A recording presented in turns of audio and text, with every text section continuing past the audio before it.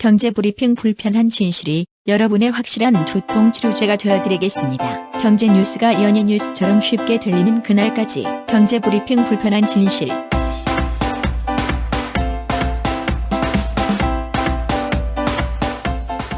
경제브리핑 불편한 진실 8월 23일 순서 시작하겠습니다. 작은 친절이 더 큰 친절로 돌아온다. 이런 얘기 많이 들어보셨죠? 네.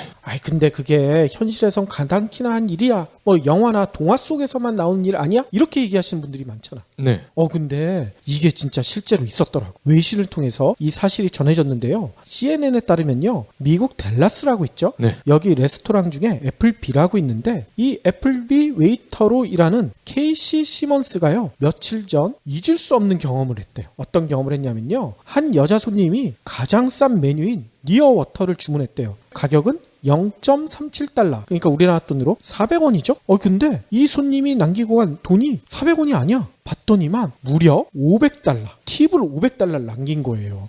우리나라 돈으로 56만 원. 뭔가를 착각한 거 아니에요? 착각인가 봤더니만 이 손님이 테이블에 냅킨을 남겨놨는데 냅킨에 사연을 빼곡하게 적어놨다는 거예요. 뭐라고 써놨냐면요.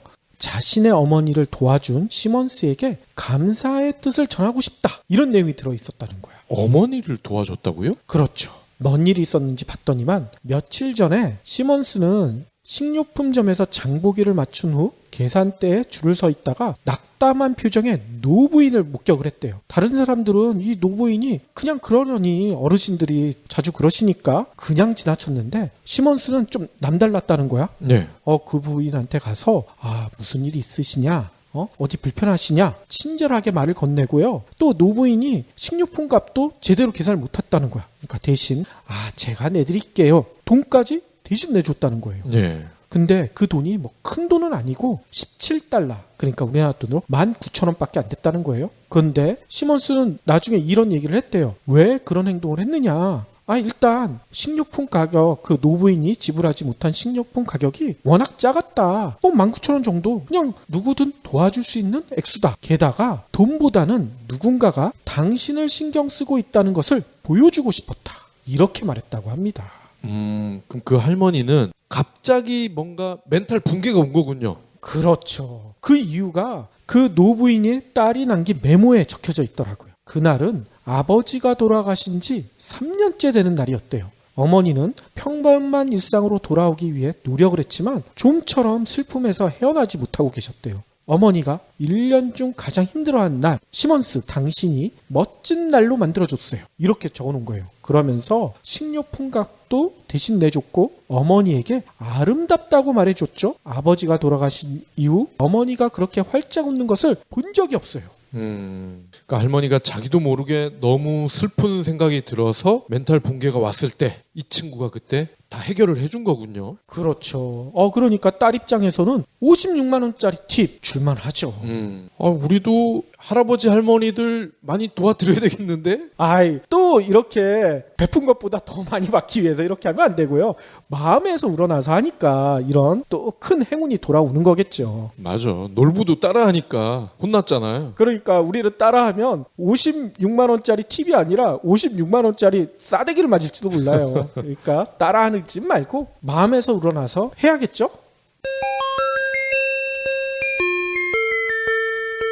이번 강의는 영향력에 관한 것입니다. 상위 업체의 영향력이라고 해야겠죠. 지난 10년 동안 웹사이트 수는 폭발적으로 늘었습니다. 근데 페이지 뷰는 이번보다 훨씬 집중되고 있습니다. 2001년 미국 전체 페이지 뷰 상위 10위 사이트가 31%를 차지했는데 2010년 들어서는 75%로 늘었습니다. 구글, 페이스북, 아마존은 단순한 IT 기업이나 쇼핑몰이 아닌 거죠. 심지어 아마존 CEO 제프 베조스는 유력 일간지 워싱턴 포스트를 인수했습니다. 요즘 농부들은 파종할 때마다 씨앗을 새로 사야 합니다. 씨앗이 자라서 열매나 곡식이 되고 거기서 다시 씨앗이 나오는 건데 어찌 된 걸까요? 글로벌 생물공학 기업 몬산토는 제초제를 뿌려도 작물이 죽지 않는 씨앗을 팝니다. 농부에겐 시간과 비용을 줄일 수 있어 획기적이죠. 다만 유전자 변형 씨앗이기 때문에 재생산이 안 됩니다. 결국 농부는 영원히 몬산토 씨앗을 사야 합니다. 더 큰 문제는 씨앗값이 해마다 크게 오른다는 겁니다. 위기에 빠진 자본주의, 다행히 우리가 구할 수 있습니다. 부유한 노예, 슈퍼 자본주의의 저자 로버트 라이시가 신간 자본주의를 구하라에서 해법을 공개합니다. 상위 1%의 독주를 멈추게 하는 법. 자본주의를 구하라. 도서출판 김영사. 그러면 오늘 꼭 챙겨야 할 경제 브리핑. 50일 가까이 계속된 국내 휘발유가와 경유 가격 하락세가 멈췄대요. 아니 근데 50일이나 휘발유 가격이 내렸었나요? 우리 동네 휘발유 가격은 50일 동안 거의 변함이 없었던 것 같은데요. 아무튼 오늘 한국석유공사가 밝힌 바에 따르면요. 23일 오전 9시 기준으로 전국 12,000개의 주유소에서 판매하는 휘발유의 평균 가격이 전날보다 0.38원 오른 1,406.72원에 집계됐대요. 휘발유 가격의 평균 가격은요. 7월 5일 이후 줄곧 하락세를 보여왔는데 이날 49일 만에 상승한 거래. 49일이나 떨어졌는지 진짜 모르겠어요. 아무튼 이런 설명이 있습니다. 국제유가가 한동안 약세를 보임에 따라 국내 기름값도 하락세를 이어왔으나 최근 국제유가가 상승 흐름으로 돌아서면서 2에서 3주 시차를 두고 국내 기름값도 이런 가격 상승세가 반영되기 시작한 것으로 분석된다. 이런 얘기가 나왔어. 네. 실제로 국제유가는 이달 들어서 상승세로 돌아서고 있죠. 산유국들이 생산량을 동결하겠다. 뭐 이런 가능성을 내비치고 있고요. 미국 달러가 약세를 보이고 있잖아. 그래서 실제 전 세계 유가의 벤치마크 역할을 하고 있는 브렌트유 선물 가격이요. 이달 초 41.80달러에서 18일 날 50.89달러로 뛰어올랐잖아요. 무려 21.8%나 상승했다고 합니다. 따라서 전문가들은 중장기적으로도요. 하반기 국제유가가 상반기보다 높은 수준을 유지할 가능성이 크다. 이렇게 관측하고 있대요.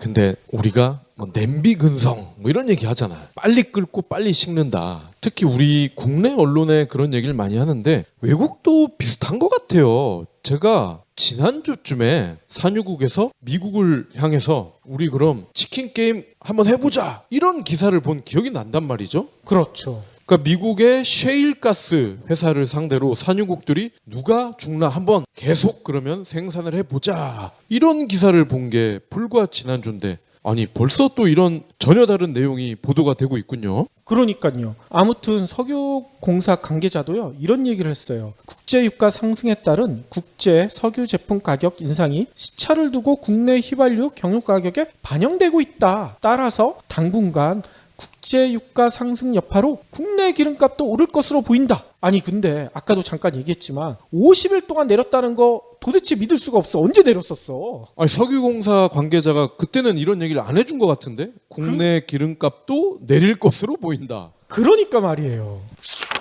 곧 있으면 추석인데 벌써 추석 선물 고민하시는 분들이 많을 것 같습니다. 그런데 오늘 아주 주목할 만한 보도가 나왔네요. 추석을 앞두고 과일, 고기, 채소 가격이 일제히 오르면서 명절 대목장을 봐야 할 소비자들이 속이 타고 있다. 가락시장에서 거래되는 시금치 가격이요. 지난해 같은 기간보다 163%가 올랐대요. 아니 그 제사상에 시금치 꼭 올라가잖아. 야 이거 비싸서 어떻게 해요? 거의 2배가 뛰었다는 얘기죠. 그리고 사과 한 상자 19일 기준으로 했을 때 1년 전 대비해서 평균 60%가 뛰었다고 합니다. 우와 장난 아니네요. 배는 아직 나오지도 않았는데 작년보다 25%가 뛰었대요. 아이고. 밤도 많이 쓰잖아요. 킬로그램당 7,580원에서 9%가량이 올랐다고 합니다. 그렇군요. 아니 가장 중요한 고기 가격. 네. 고기 가격은 어떻대요? 한우는요. 등심을 킬로그램당 봤더니 거의 8만 원인데 평년 대비했을 때 25%가 올랐습니다. 아이고. 조기도 많이 쓰잖아요. 작년 약 5,000원이었는데 올해는 벌써 5,680원으로 14%가 올랐네요. 그렇군요. 아니 보통 추석이 가까워지면 과일 가격이 살짝 내려가는 경우도 있었잖아요. 출하가 많이 되면서. 네. 올해는 어떻대요? 올해는 더 오를 것으로 전망이 되고 있습니다. 그래요? 왜냐면요. 추석이 일단 지난해보다 빠르죠. 거기다가 불볕더위와 열대야가 계속되면서 작황 자체가 나쁘다고 합니다. 아니 날이 더우면 과일 농사가 더 잘 되는 거 아니었어요? 이게 적당히 더워야 되는데 너무 더웠잖아요.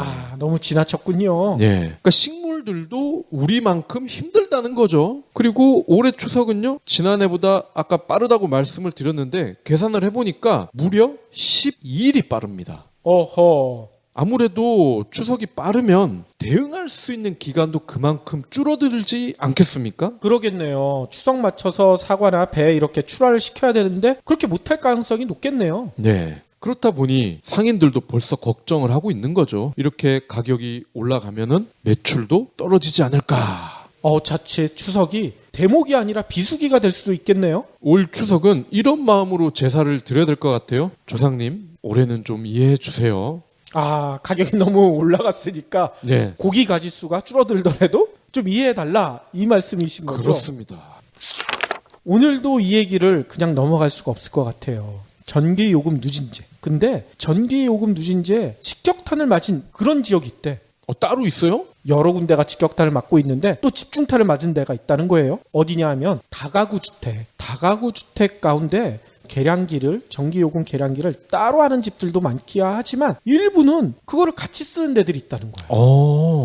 그래서 집주인과 세입자 간의 전기요금 배분 문제로 갈등을 빚는 사례가 빈발하고 있다고 합니다. 아니, 이런 경우에는 n분의 1로 하자고 할 것 같은데요? 그러니까 근데 n분의 1을 해도 이게 문제가 된다고 하더라고요. 이 내용은 이데일리가 오늘 보도한 내용인데요. 누진제가 적용되는 주택용 전기요금 특성상 사용량이 늘어나면 늘어날수록 요금 단가가 비싸지잖아요. 네. 예를 들어 6가구가 거주하는 다가구 주택을 살펴볼 경우 가구당 한 달 전기 사용량이 100kWh라고 하더라도 합산하면 600kWh가 되잖아. 그렇죠. 그러면 예를 들어 100kWh만 썼을 때는 누진제 1단계가 적용돼서 전기요금이 7,350원에 불과해서 6가구에 부과되는 전기요금 총합이 44,100원밖에 안 된대요. 근데 계량기를 함께 쓰게 되잖아요. 그러면 600kWh를 쓴 게 돼버리잖아. 그렇죠. 그러면 누진제가 6단계가 적용된다.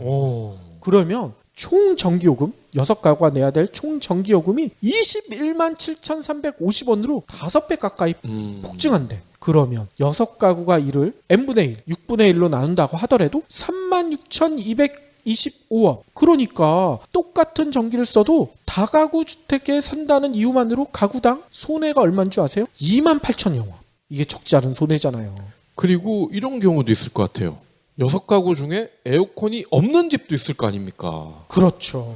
그러면 억울할 것 같은데요? 그래서 한전 측에서는 이런 설명을 하더라고요. 이런 문제가 있는 가구에는 1주택수 가구제도 이런 것을 운영하고 있으니 이걸 신청하라. 이게 뭐냐면요. 거주자의 신청을 받아서 개별 전기요금으로 계산해 준대요.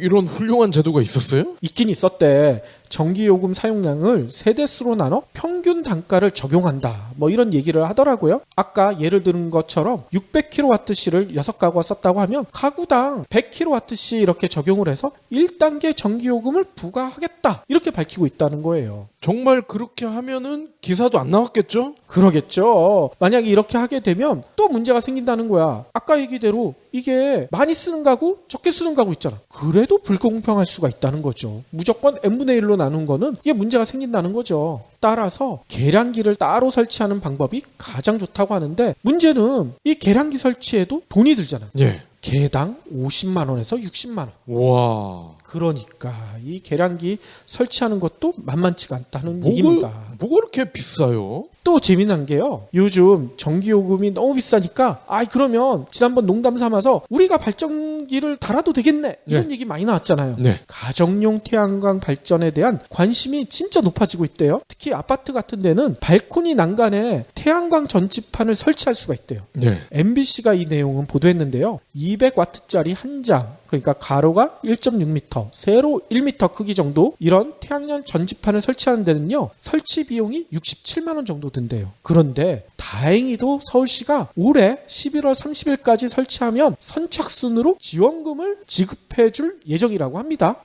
지원금도 많아요. 36만 원을 보조해 준대요. 거의 절반이 넘네요. 그렇죠. 그러니까 이 지원금을 받게 되면 개인은 31만 원만 부담하면 되죠. 근데 또 있어. 여러 가구가 공동으로 설치하잖아요. 그러니까 아파트 같은 경우에는 여러 가구가 우리 같이 설치하자 뭐 이렇게 카페 같은 데 올릴 수도 있잖아. 네. 그렇게 되면 인센티브도 지급을 해준대요. 10가구에서 15가구가 모이면 5만 원씩, 20가구 이상은 10만 원씩. 아파트 한 동이 다 설치하면 이 10만 원씩 받을 수가 있는 거야. 게다가 일부 자치구에서는 구민에게 5만 원에서 10만 원까지 추가 지원금도 해준대요. 그러니까 실질적으로 이런 혜택을 다 받으면 10만 원대에도 설치할 수가 있다. MBC에서는 이렇게 설명을 하더라고요. 근데 문제는 이거 설치하면 진짜 전기요금 얼마나 아낄 수 있을까? 이거 아니겠어요? 그렇죠. 관건은 가성비죠. 일단 MBC가 보도한 내용에 따르면요. 260W짜리 태양광 전지파 한 장에서요. 한 달 전기를 24kWh 정도를 생산할 수 있대요. 이게 어느 정도 되냐면요. 900리터짜리 냉장고, 보통 가정에서 많이 쓰는 거. 네. 그게 1년 동안 소비하는 전력량과 비슷하다고 합니다.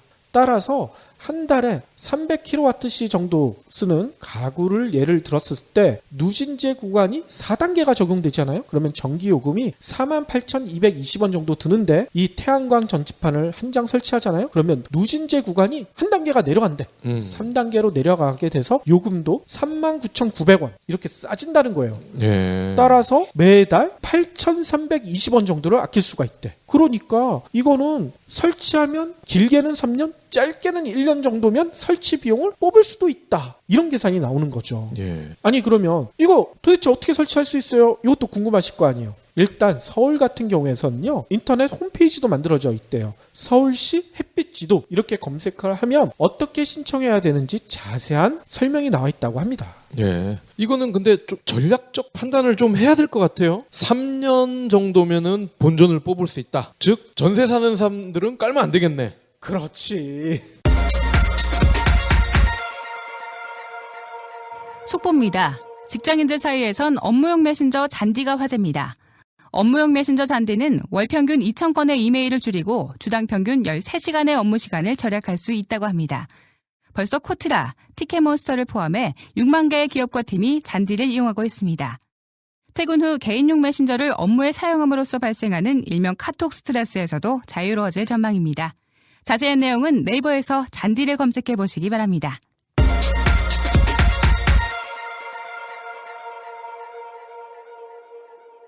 그러면 오늘의 섹션 시작할 텐데요. 오늘은 박 PD가 카메라 시장에 진짜 피 터지는 경쟁 이 내용을 살펴보신다고 하셨어요? 그렇습니다.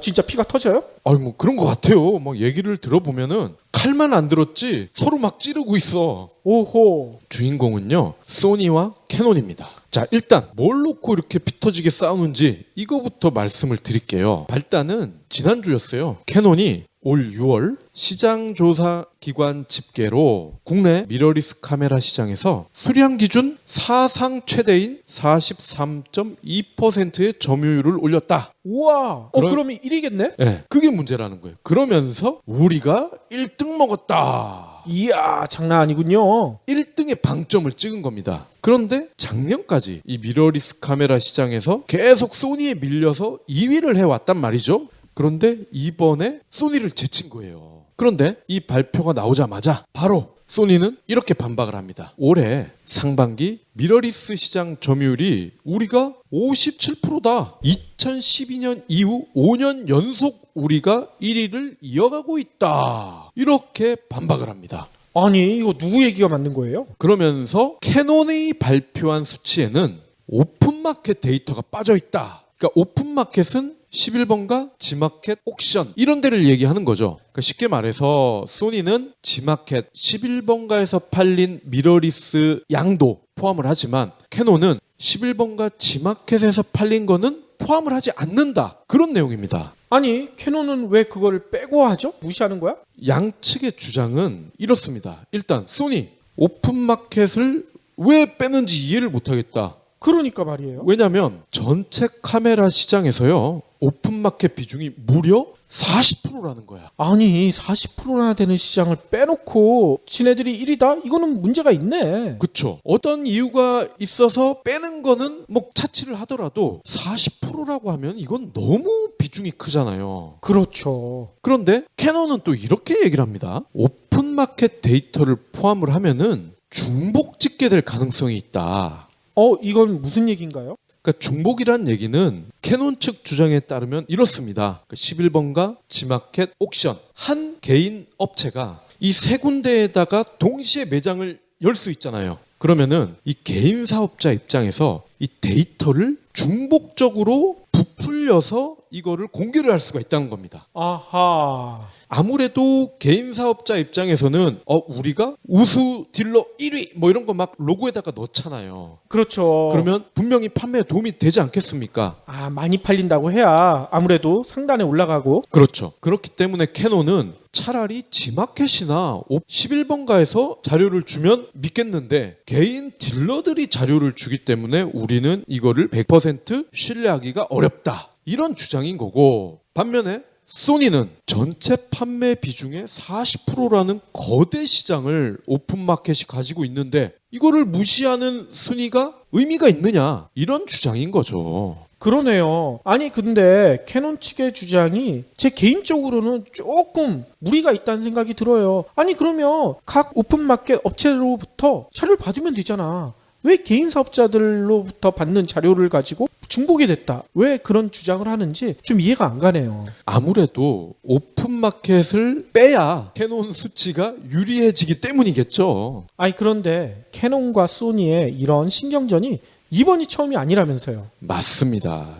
작년에도 1위 자리를 놓고 신경전을 또 세게 벌였습니다. 소니가 작년 말에 국내 전체 렌즈 교환식 카메라 시장에서 점유율을 34.1%를 기록을 하면서 처음 통합 1위에 오른 거예요. 오, 통합 챔피언이에요. 그러니까 미러리스는 5년 전부터 계속 1위였는데 렌즈 교환식, 그러니까 여기에는 미러리스 플러스 DSLR 렌즈를 바꿔 끼는 모든 카메라를 포함하는 거죠. 통합 챔피언이 됐다는 겁니다. 그러니까 캐논이 그동안은 미러리스를 제외한 이 렌즈 교환식에서는 계속 1위였단 말이야. 근데 이번에는 통합 순위에서 밀린 거 아닙니까?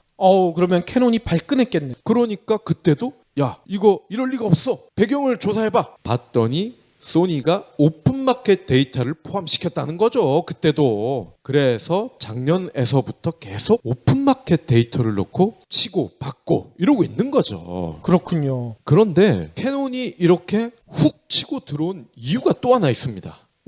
뭐예요? 지난 4월에 일본 구마모토에 지진이 일어났잖아요. 그 지진 장난 아니었죠? 예, 피해가 엄청 컸었는데 소니의 이미지 센서를 생산하는 공장이 거기 있었대요. 그래서 지진이 일어나니까 공장 가동도 중단이 된 겁니다. 이미지 센서는 디카에 있어서 가장 중요한 부품 중 하나 아닙니까? 그러다 보니 생산량이 많이 줄어든 거죠. 근데 그 여파로 국내에서 수입할 수 있는 물량도 줄어들고, 그러다 보니까 국내 미러리스 점유율도 다소 하락했다고 하네요. 그런 뒷배경이 있었겠군요. 그럼에도 국내 시장에서 팔 수 있는 제품의 재고가요, 기존의 40% 수준으로 팍 줄었대요.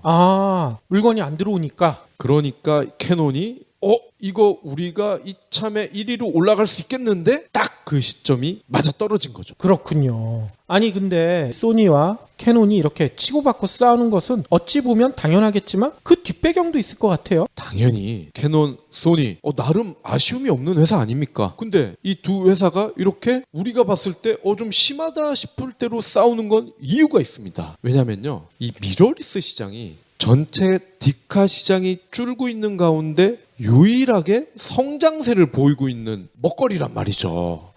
디카 시장 전반적으로 다른 부분은 다 줄어들고 있는데 유독 미러리스만 증가하고 있다. 마케팅에서 가장 좋은 게 뭡니까? 우리가 1위다. 이거 아니에요? 그러면은 야, 소니가 1위래. 그러니까 1등 거 사야지. 아니야, 캐논이 1위라는데 캐논 거 사야지. 마케팅 비용도 엄청 줄어들 수가 있겠죠. 실제로 2013년에는요 6,284만 대였대요, 글로벌 디카 판매량이. 근데 올해는요 거의 절반으로 줄어들 것으로 예상이 돼요. 어이구, 3,100만 대래. 시장 규모가 너무 많이 줄어들 것이 예상이 되는데, 거기다가요 똑딱이 이 소형 디카도요 예외가 없습니다. 거기다가 고가의 DSLR, 여기는 그래도 전문가급, 준전문가급, 상대적으로 안정적이다 이렇게 봤던 시장이거든요. 근데 이 고가의 DSLR 시장도요 매년 감소세를 보이고 있는데, 우리나라를 보니까 2012년에 30만 대에 달했대요. 근데 지금은 19만 대. 어이구, 거의 반토막에 가까워졌군요. 반면에 이 미러리스를 보면요 2012년에 20만 대 수준이었어요. 우리나라를 기준으로 한 겁니다. 그런데 2013년에는 27만 대. 작년에는 29만 대. 그러니까 올해는 30만 대가 무난히 넘어선다는 얘기죠. 아니 그러면 그동안에 미러리스 시장은 소니가 거의 독주해왔다시피 했었는데 캐논이나 또 니콘 같은 데에서도 이거 그냥 놔두지는 않을 것 같은데요? 맞습니다. 소니가 독주를 해왔었는데 그동안 캐논 입장에서는 아이고 독주하라면 해. 우리는 DSLR에서 더 많이 돈 벌 수 있어. 어떻게 보면은 자만이죠. 그런데 시장이 돌아가는 꼴을 보니 이거 DSLR만 믿고 있다간 쪽박 차겠는데 빨리 미러리스도 키워야 되겠다. 그게 2014년부터였습니다. 그때부터 이 캐논도 EOS M 이런 시리즈를 출시하면서 부쩍 미러리스에 신경을 쓰고 있는 거죠. 거기다가요, 이 미러리스 자체도 성능이 굉장히 좋아지고 있다는 겁니다. 이른바 풀프레임 미러리스. 이 풀프레임 미러리스에서도 소니가 가장 먼저 시장에 선을 보이면서 독주를 해왔어요. 근데 이 풀프레임이란 얘기는 중급기 수준의 DSLR의 성능을 구현한다. 이렇게 볼 수가 있는 거 아닙니까? 그렇죠. 그러니까 캐논 입장에서는 고가의 DSLR 시장이 빠른 속도로 줄고 있는 데다가 풀프레임 미러리스가 이 DSLR을 빠르게 대체를 하고 있는 게 눈으로도 보일 정도이니 다급해질 수밖에 없는 거죠. 거기다 소니가 하는 걸 보니 예전에는 여성들이 주로 쓰는 예뻐지는 카메라 뭐 이런 쪽에 포커스를 맞춰왔는데 갑자기 A7 시리즈 중고가 제품을 이제 밀기 시작을 했단 말이죠. 그 얘기는 이제는 이 A7 시리즈로 DSLR마저 몰아내 보겠다. 이러한 계산이 보였다는 겁니다. 그러니까 캐논, 니콘, 기존의 DSLR 강자들이 자만, 오만 이 모드로 더 이상 갈 수가 없었던 거죠. 굴러온 돌이 박힌 돌을 빼내는 그런 형국이 카메라 시장에서도 보여지는 것 같아요. 그렇습니다. 그럼 이 시점에서 아니 이 PD님 말씀대로 캐논, 니콘이 독주를 하던 시장에 갑자기 소니가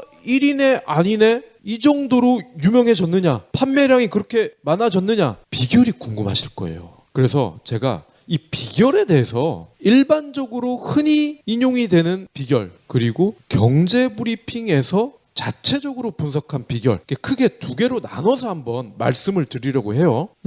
소니의 성공 비결을 일반적인 것과 특화된 것 뭐 이렇게 나눠서 얘기해 주신다는 얘기시군요. 그렇습니다. 먼저 누구나 생각할 수 있는 그런 소니의 성공 비결을 말씀을 드릴게요. 일단 카메라 하면 이미지가 떠오르잖아요. 캐논 하면은 대중주의, 그리고 니콘 하면 사실주의. 그러니까 이게 뭐냐면요, 캐논을 우리가 쓰는 이유는 사람을 찍었을 때 굉장히 뽀사시한 느낌이 나지 않아요?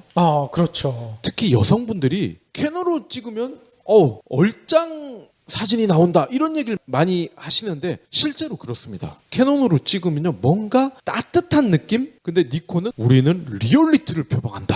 그래서 이런 얘기 많이 했었죠. 우리 카메라를 쓰는 사람들을 보면은 사진 기자들이 유독 많다. 리얼리티를 강조하기 때문에. 그렇죠. 이런 설명을 많이 해왔는데 소니는 여기에서 작가주의를 선택을 했다는 거예요. 작가주의는 뭔 얘기인가요? 그러니까 소니는 카메라가 아니라 찍는 사람이 우리는 캐논, 니콘, 너네와는 다르다. 그래서 소지섭을 CF 모델로 발탁을 했습니다. 그러니까 소지섭은 실제로 시간만 나면요 이 소니 카메라를 들고 출사를 다녔대. 그러니까 이게 소니가 뭐 부탁을 해서 그런 게 아니라 원래 사진에 관심이 많았던 배우 중에 하나래요. 아니 저한테 부탁하면 저도 들고 다니면서 찍을 수 있는데.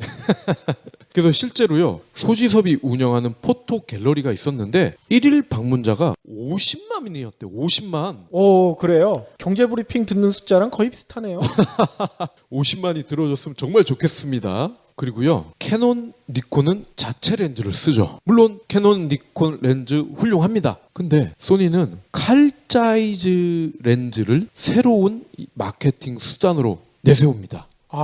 칼자이츠는 독일산 명품 렌즈로 불리고 있잖아요. 그렇습니다. 그러니까 캐논, 니콘, 칼자이즈. 그러니까 세 가지 브랜드의 렌즈가 격돌을 하게 된 거고, 때마침 캐논과 니콘을 써봤는데 이제 칼자이즈 렌즈를 써보고 싶다. 이러한 니즈를 느끼는 고객들을 적극적으로 공략을 하기 시작합니다.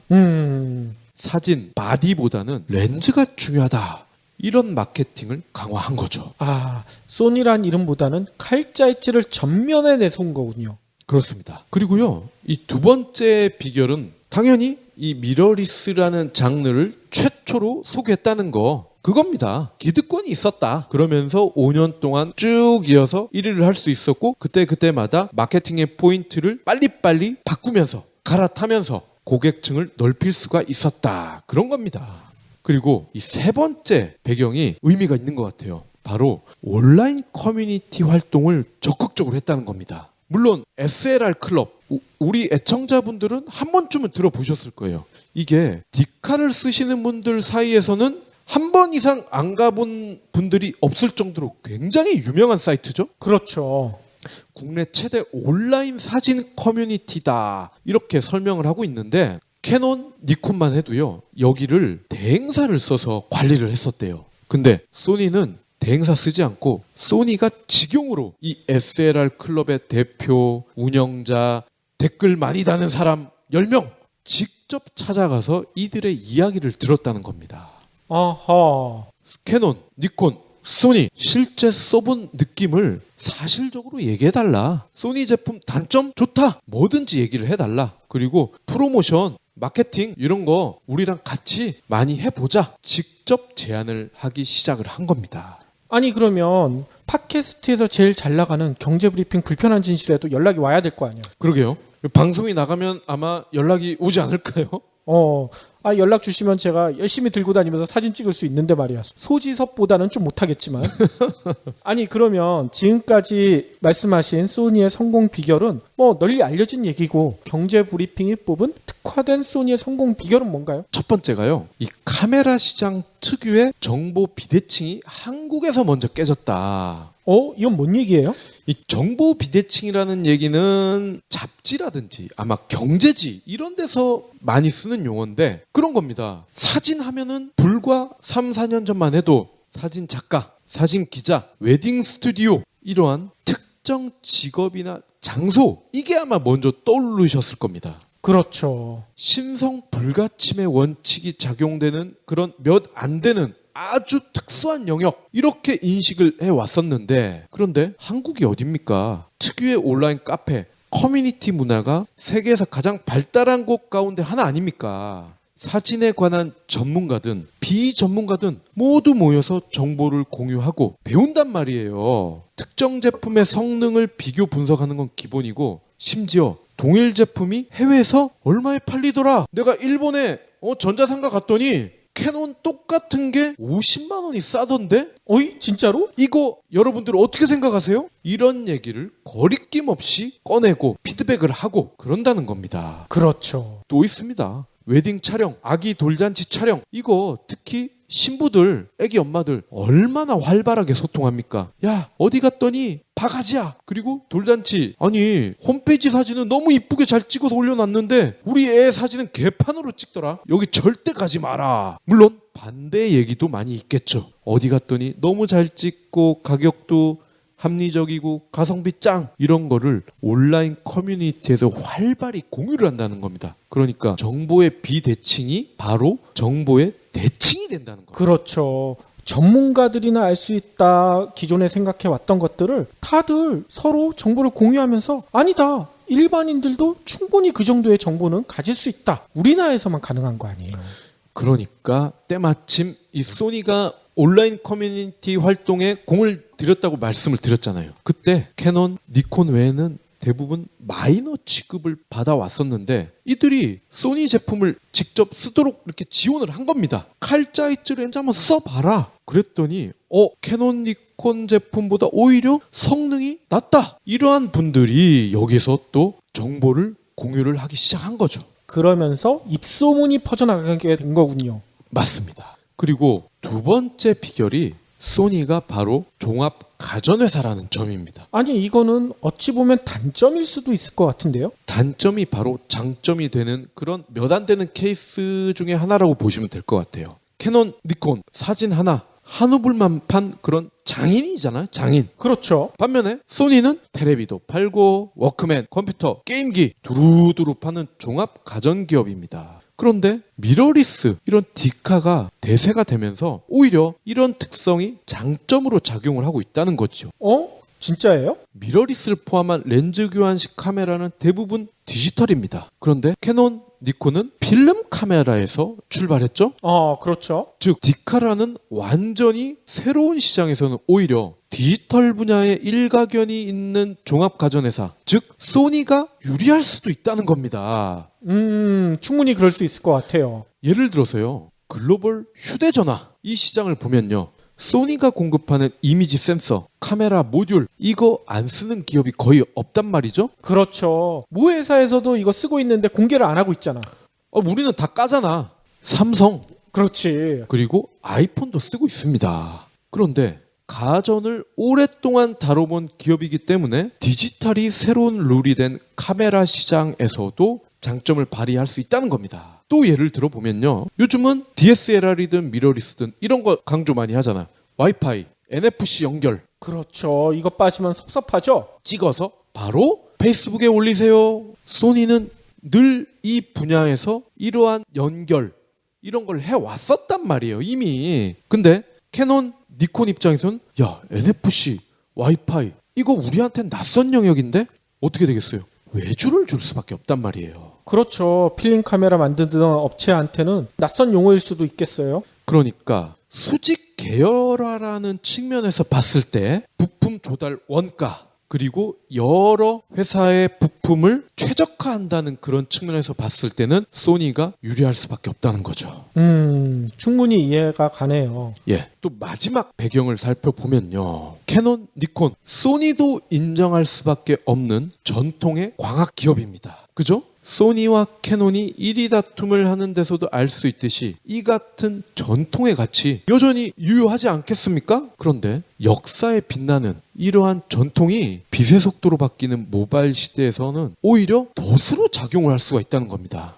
그래요? 토요타, 테슬라가 좋은 예인 것 같아요. 여전히 토요타는 폭스바겐과 함께 글로벌 판매 1위를 다투는 리더입니다. 그런데 향후 시장 재편의 주역이 될 전기차를 놓고 보면은 얘기가 달라지죠. 전기차와 관련한 투자가 전무하진 않습니다, 토요타가. 물론 개발을 하곤 있습니다. 그런데 너무 늦었죠. 뒷북이란 말이야. 그러다 보니 지금 토요타도 하이브리드 모델을 강조하고 있거든요. 우리가 하이브리드 1위 이거를 내세우고 있단 말입니다. 반면 테슬라는 전기차 분야에서 당분간 압도적인 경쟁자를 만나기가 어려울 겁니다. 애플카 이야기가 나오고 있지만 최근에 책임자가 애플에서 퇴사를 했죠? 그랬더라고요. 내용이 적지 않은 상황입니다. 테슬라는 전기차 이전에 휘발유든 경유든 가스든 화석연료로 가는 차를 만들어 본 적이 없죠. 차 만들어 본 적이 없습니다. 테슬라는 완벽한 신인이란 말이에요. 토요타와 테슬라의 현재 기업 가치를 비교하는 것은 무리가 있습니다. 하지만 내일의 가치는 어떨까요? 현대차가 1년에 800만 대를 생산을 한단 말이에요. 글로벌 5위에 빛나는 플레이어란 말입니다. 근데 기업 가치가 30조 원이에요. 30조. 뭐 적은 금액은 아니죠. 근데 이제 막 걸음마를 뗀 테슬라가요, 작년에 2만 5천 대를 만들었어. 그럼 현대차에 비하면 진짜 세 발의 피네. 근데 기업 가치는요, 현대차와 비슷합니다. 그래요? 예. 즉 도요타의 기업 가치를 따라잡는 게 테슬라 입장에서 봤을 때 시간 문제란 얘기죠. 현재 소니가 국내 시장에서 캐논을 상대로 선전을 하고 있는 게 어쩌면 어제 이런 빛나는 영광이 아닌 내일의 가치에 공을 들였기 때문이 아닐까 조심스럽게 진단을 해봅니다. 그렇군요. 소니와 캐논의 피 터지는 전쟁 뒤에 이런 뒷얘기가 있다는 거 참 재밌네요.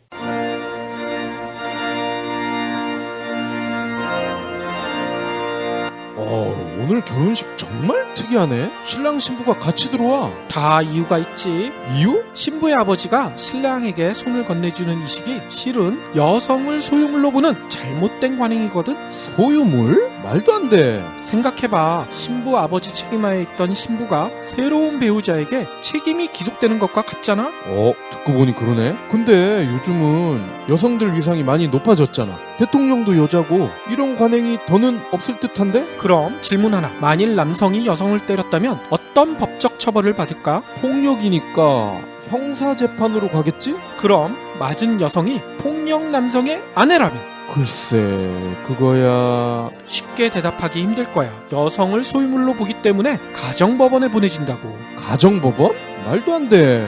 바로 남성다움을 강요하는 맨박스 때문이지. 남자는 강해야 하고 여성을 보호해야 한다는 잘못된 사고. 이런 편견을 깨부셔야 행복해질 수 있다고. 소중한 우리 딸들을 위해서라도 말이야. 그럼 우리는 어떻게 해야지?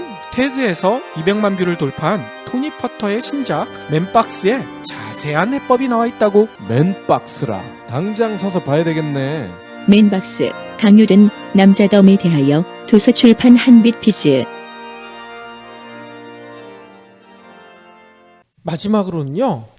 어제도 저희가 잠깐 얘기했었지만 기상청 오보행진 언제까지 갈까? 이거에 대한 관심이 크게 모아지고 있대요. 왜냐하면 기상청이 이번 주 금요일인 26일 서울에서 폭염이 완전히 물러날 것이다. 이렇게 예보를 했거든요. 네. 근데 믿는 사람이 별로 없어. 어제도 잠시 얘기 드렸지만 최근에 주리운 오보 탓에 날씨 예보에 대한 신뢰도가 크게 떨어졌죠. 특히 서울의 경우 폭염이 끊기는 시점에 대한 기상청 예보가 당초 16일에서 18일. 근데 그 다음에 22일, 또 24일. 그러다가 26일까지 늦춰졌잖아. 진짜 오보 행진이라고 할 수밖에 없죠. 이거 혹시 9월 26일 아니에요? 그래서 누가 그 얘기도 하더라고. 26일이라고만 했지 8월이라고는 얘기 안 했다.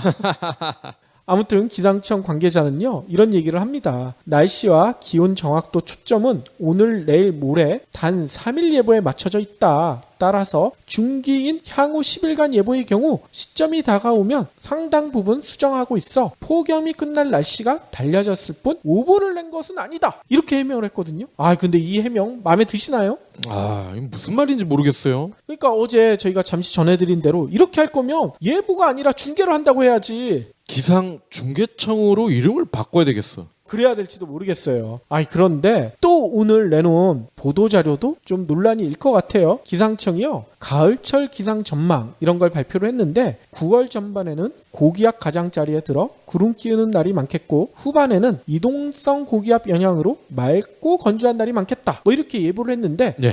그 다음에 붙인 말, 기온이 평년보다 높겠고 강수량은 평년과 비슷할 것으로 보인다. 이렇게 얘기했거든요. 이 얘기는 뭐겠어요? 8월 폭염이 9월까지 계속 이어질지도 모른다. 폭염 수준은 아니지만 늦더위가 9월까지도 이어질 가능성도 있다. 미리 초를 쳐놓은 것 같아. 네. 욕을 이제 덜 먹는 방법을 강구하는 것 같아요. 그러니까요. 아무튼 기상청 관계자 여러분들 더운 날씨에 고생하시는 걸 알겠지만 진짜 화납니다. 제발 제대로 된 예보 부탁드리겠습니다. 이분들은 그럴 거예요. 순환보직 좀 하지 말라고. 그러니까 이렇게 기상청 예보가 틀리는 것도 서민들은 덥거나 말거나 개 돼지니까 아무 상관이 없다. 일단 국가적인 비용만 줄이면 된다. 이렇게 생각하고 있기 때문이 아닌가. 이런 의심도 들어요. 청장은 그렇게 생각할 것 같아요.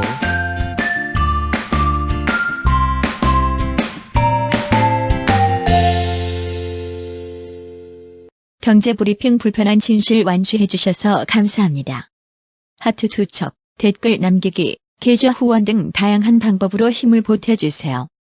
계좌 정보는 경제브리핑 팟빵 공지 코너에 있습니다.